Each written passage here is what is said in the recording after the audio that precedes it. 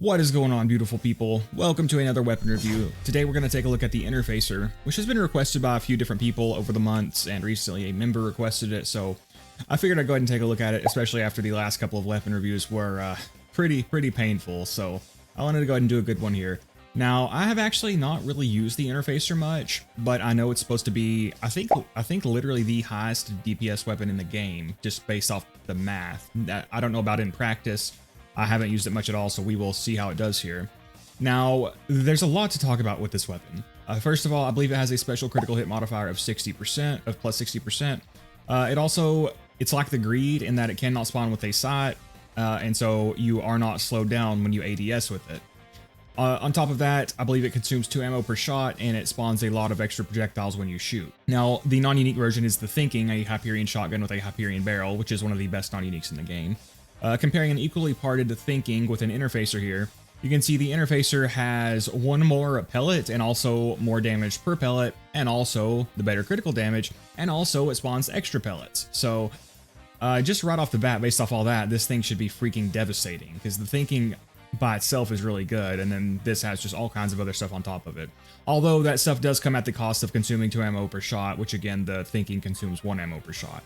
Other than that, you can see the Interfacer has better fire rate, better magazine size, equal reload speed, and slightly worse accuracy. Now, to get started here with, we'll try out a few different versions. We'll use one here with a moon clip and a Torg grip, and we will swap to this perfect one here when we get up to Captain Flint. Now, you do get this weapon from Voracidous the Invincible.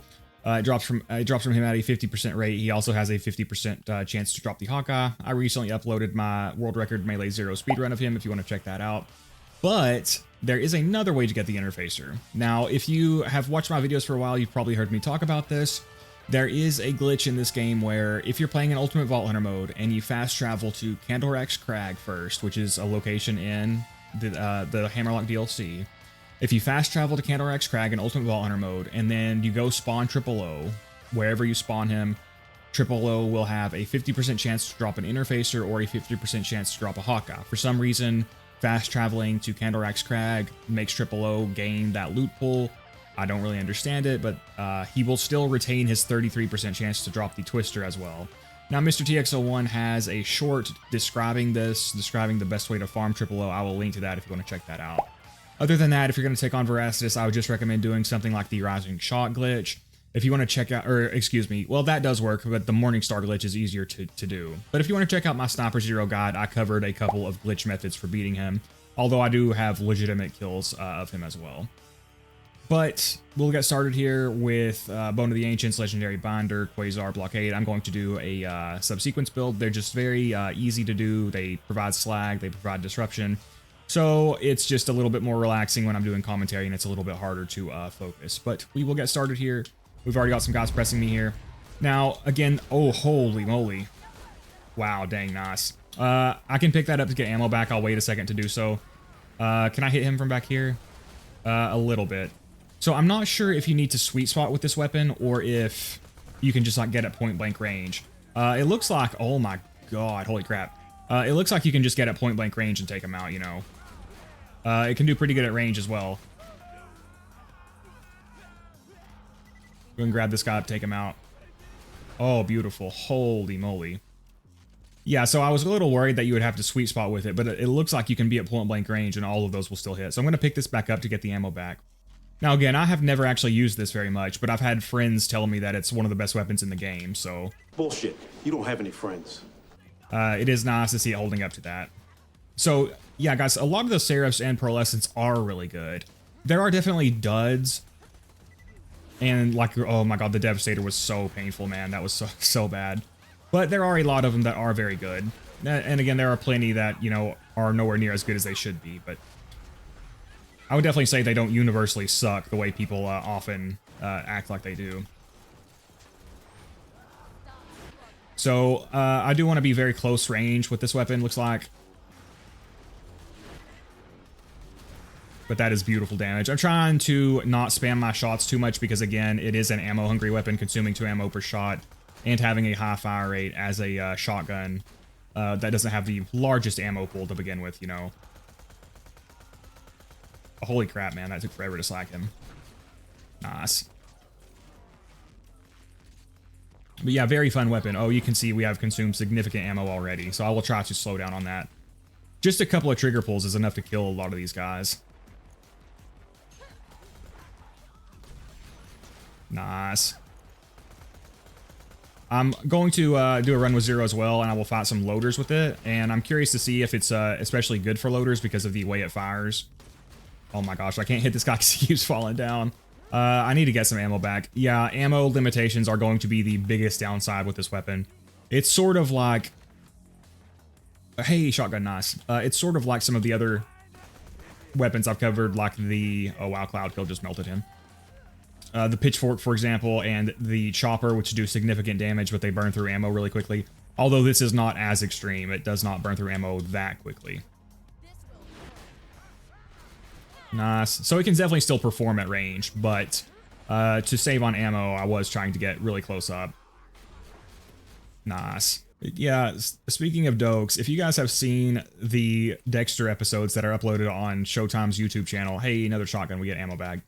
They do the thing where they have to censor a lot of the cuss words, and that conversation at the beginning of the show where Dokes is just like cussing at Dexter over and over, the modified version of that is hilarious. I recommend looking that up. I'll try to show part of it later on in the video. I don't know if I'll be able to show it or if YouTube will slap me with the copyright thing, but I will try to show that later on. Very, very funny. Unfortunately, I cannot see his face, but we'll go ahead and take him out. Oh god, I rushed forward without thinking there. I can't tell if that guy was slagged or not. Okay, we'll just grab him up to just protect ourselves. There we go, nice. Yeah, even, I think I showed my skills, even with only 1 point in Laugh Tap on OP10.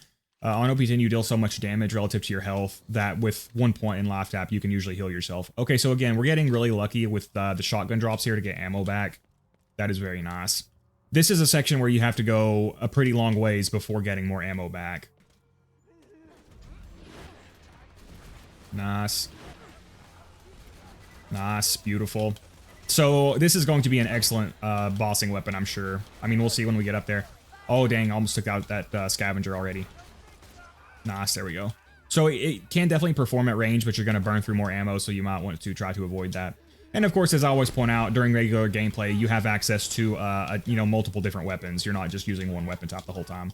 Struggling a little bit to crit that guy there because his head got flung back, as they tend to do. Unfortunately, he did not get slagged there. Yo. Alright, got a scavenger here. See if we can take him out. Maybe I need to get, like, right here. There we go, nice. Yeah, again, I am not experienced with this weapon at all. Nice, took him out one shot. But we will see what tier it falls into once we get to the end of the video here. So, some people have mentioned in the past that for weapons that are good at rating, should they be above a tier 1 weapon? And I suppose for those few weapons that are, you could potentially make a tier 0. Or you could just argue that they would be like, higher ranked tier 1 weapons. Because the interfacer is sometimes used for rating. But generally the conference call is better, but there are situations where the interfacer is preferred, I believe. Gosh, man, this thing just melts. The ammo is actually lasting quite a while. Which, again, we have gotten very lucky with shotgun pickups out of those treasure chests to get ammo back. I believe they give 30 rounds back. But if you are enjoying this video, do please consider liking, commenting, and subscribing. Do let me know what you think of the interfacer. And do let me know what weapon you would like to see me cover next. Okay, so we'll go... Oh, God, shock damage. Oh, nope, I might get down here. Hearts, save me. Okay, that was very close. Can we hit him from back here? Oh, we did. Nice. Again, at the cost of burning through more ammo.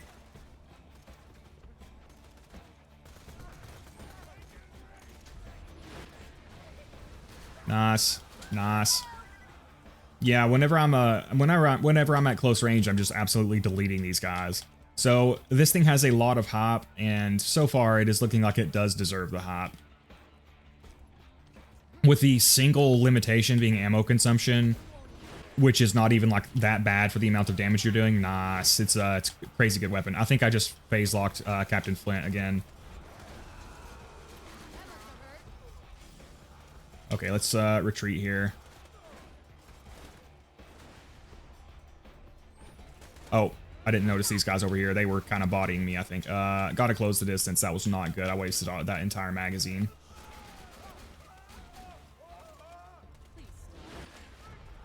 And that... Oh, man, I threw Captain Flint out of the frickin' arena. Damn it. I don't know if there's a way to avoid doing that with her, because Maya just makes so many phase locks that they end up getting thrown around. Well, I guess I'll just go ahead and see how quickly it can melt Captain Flint. I mean, it wouldn't change much, because with Maya, she can just hold him still, so not that big of an issue, I suppose. Can't really crit him, but we're still taking him out quickly. So again, I did not mean to cheese him, but see, if I was actually fighting him in the arena, all I would have to do right now is hide, and then I could easily pick him up again, and then we'll try to get to his back here, and we could take him out very easily. So that was unfortunate. That is just something that happens sometimes with all of the converges going off. But I think that's a plenty good showcase for right now. The weapon performed very well, it was good at mobbing, and it was able to take out Captain Flint. But of course, we will take on Wilhelm before we decide for sure if it's a good bossing weapon. But oh hey, he dropped the tinderbox, of course. But yeah, we'll head on over to Zero. Yeah, sorry about that, guys, again. Really, if I did fight him in the arena, all I would have to do is phase lock him, and I could easily take him out that way. Yeah, we'll head on over. All right, guys, and here we are with the Zero section. I do have a corrosive version here with a critical hit accessory and a Jacob's grip. And I'm just going to run Corrosive Bone Legendary Killer. I did decide to skip Velocity because I don't want it to hurt my Pimpernel. I suppose it could hurt this weapon as well. But I will have points in Precision to tighten the spreads, which should be nice. And I expect this weapon to perform very well, especially with loaders. Maybe it'll be easier to land more shots on their crit spots. So we'll go ahead and get started here. Now, I am making good progress on that project I'm talking about. So it almost killed him in one shot. Oh, it should be very good with Boar, too, with all those pellets. Yeah, that big project I'm working on, I don't know how much longer it'll take, maybe a week or so. It's a little bit different. I don't know how it'll perform, but once it is done, I can focus on streaming. Holy crap, we just eviscerated them. So, at least so far, I think it is definitely fair to say that the interfacer deserves the hype.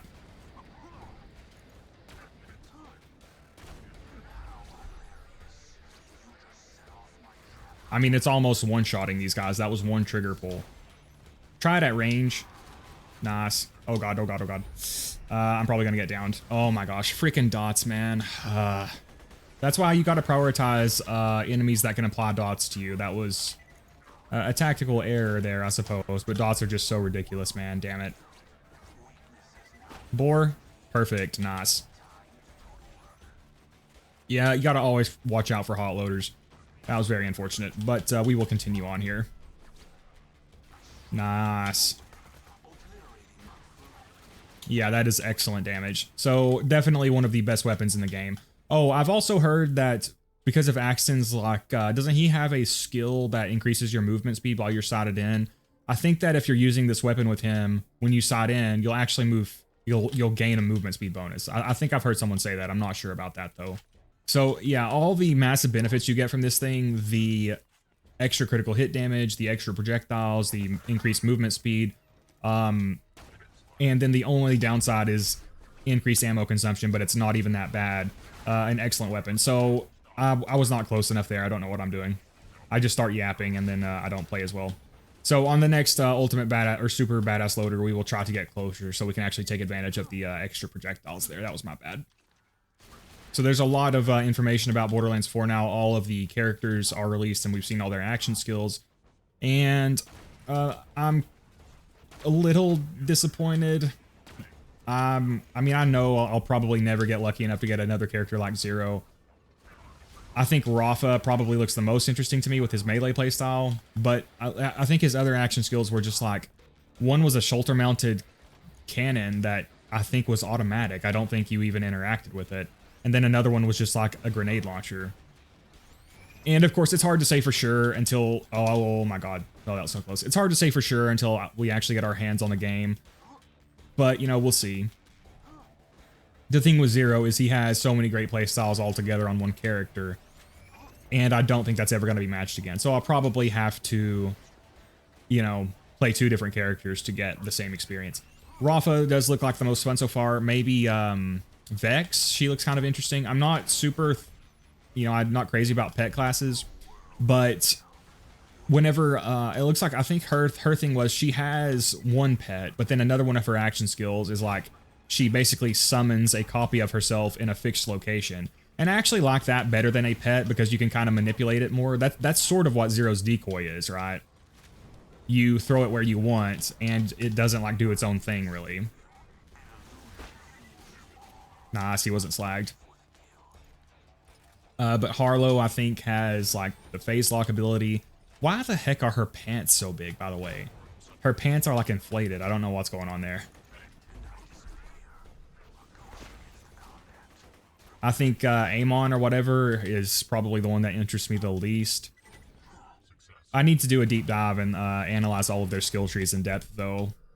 But I do think Rafa will be the one I enjoy playing the most so far, just because of he looks to have the funnest melee playstyle. There's nothing really sniper-oriented about any of the characters, it doesn't look like, which is pretty disappointing, but... I mean, we'll see. Maybe I've missed something, or maybe... I mean, they're going to do 2 DLC characters, so maybe we'll get a more sniper-oriented character with those. Borderlands 3 at least had, like, Zane and sort of Flak. It wasn't quite the same as you know, a real sniper character, but we'll see with the DLC characters. I do wonder how long it's going to be before they come out. But I think for now, Rafa and Vex are the 2 I've been eyeing the most. But what do you guys think? Which characters do you think you'll like the best? And maybe you can describe their playstyles. I haven't fully in-depth looked at them. I've mostly just looked at their action skills and stuff. But I do think so far, Rafa and Vex are the most interesting looking to me. And again, you really never know until you actually get your hands on the game. So we'll see. I'm hoping, I really hope they solve this issue of like the game being super easy when it first comes out. Because, okay, I need to retreat here. When the game first comes out, obviously they don't really have that difficult of an end game. So we'll see if that is, you know, the same with Borderlands 4, if they're going to do something different. Hopefully they do something a little bit different. I can't remember with Borderlands 3 how long it took for like the Mayhem stuff to come out. Was that on release actually? Man, I can't remember at all. But it does look like they've got some trials and stuff, so maybe they'll have a little bit of difficult content at first. I do plan on doing weapon reviews for Borderlands 4, but it's going to be a little bit different. The main reason I like doing weapon reviews for Borderlands 2 is because people have a perception that there's like, you know, all the weapons in the game suck. So I like showing in Borderlands 2 that there's a lot of really good weapons. With other games, it's not as, I don't know, I wouldn't enjoy it as much just because people already know. Like some people have asked me to make like pre-sequel content, but the pre-sequel is perceived to be an easy game where like everything is strong. So it'll be, I don't know, just less interesting to me personally. Plus, I just don't know as much about the pre-sequel or the characters, so I couldn't really do as good of an analysis. And the only thing that I have that really separates me from other content creators is my skill level, which is not super valued in a community like this. So whenever the games aren't that difficult, it's harder for me to shine comparatively, I guess. I kind of missed the boat with Borderlands 2. So hopefully Borderlands 4 will have, you know, a lot of raid level content and stuff. And again, maybe one of the DLC characters will stick out to me more. Or maybe I'll play with the characters now and I'll end up liking them more. I don't know, we'll see. But as you can see, we are just absolutely melting these enemies. A couple of times I have got distracted because I don't have the cognitive resources to yap and play well at the same time. But yeah, we're eviscerating these guys pretty easily here. I did get downed once because I wasn't really focusing on the threat. You've got to be really careful of enemies with elemental damage, and he was able to down me, unfortunately. But we've almost cleared Washburn here very easily. Super fun weapon, by the way. I've talked about it being really strong. It's just a very fun weapon to play with. Oh my gosh, I took another dot. All right, so let's get right up in his grill. I might actually get down to here a second time. Okay, that was close, that was close. I was a little nervous because I knew this other one was moving in on me, and I really don't want to get pinned between 2 super badass enemies. If I could get the distance right, I think I could kill him in one magazine. But so far, I've kind of struggled to get the distance right. There we go, though. And of course, for larger enemies, this thing should be very good. Let's get rid of these barrels. I don't like that. Before we close in here. Go ahead and strip his shield. And then we'll close in and see how quickly we can take him out here. Yeah, I do really want to start streaming. I know I've been saying it for a long time.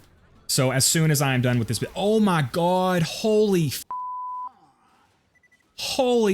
so that's what this thing can do when you sweet spot with it. Damn. I mean, I know Hurley is weak. I don't think I've ever killed him that fast. That was fucking insane. Holy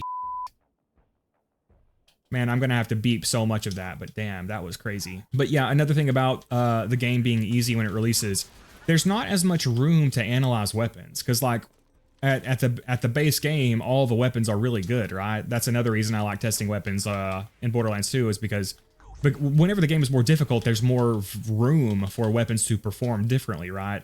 Like when Borderlands 4 releases, if it is in fact really easy at endgame still, then everything is just going to be an interfacer basically, and it will be less interesting to analyze it. I would again like to make weapon reviews. I'm going to be at kind of a disadvantage though.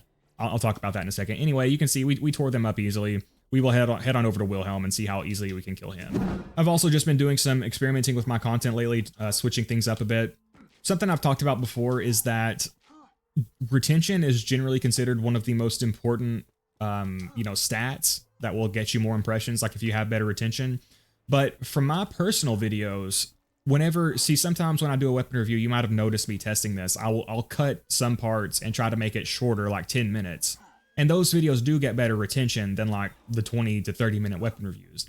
Like most people do not want to watch a 30-minute weapon review, which is understandable. But that said, even though they have worse retention, they usually get better watch time and average view durations. And for me, for my content at least, for what YouTube is telling my channel, is that for me it's better to have a longer video with worse retention than it is to have a shorter video with better retention.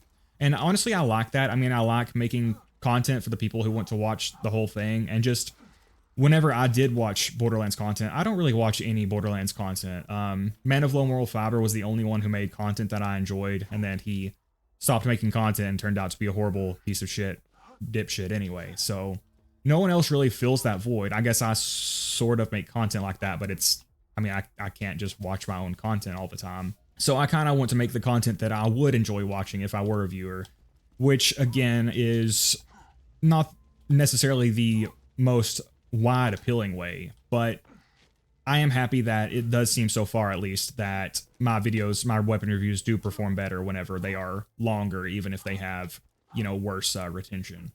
And some people think that it's excessive to make, a weapon review this long. But the thing is, if for the people who do find it too long, obviously they don't have to watch the whole thing. But then for people who, want to watch the whole thing, they can, because some people like to watch them in the background while they farm the weapons and stuff.